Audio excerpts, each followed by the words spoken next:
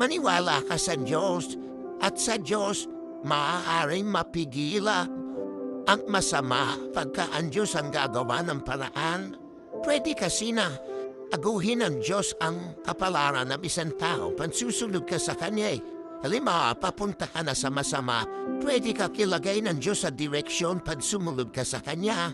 Pwede niyang baguhin pati puso mo, pati isip mo, pati buong pagkatao. Basahin natin ang Versículo ating mababasa sa 36:26. Bibigyan ko rin naman kayo ng bagong puso at lalagyan ko ang tinyo ng bagong espiritu at ating aalisin ng bagong puso sa inyong katawan at ating bibigyan kayo ng pusong laman.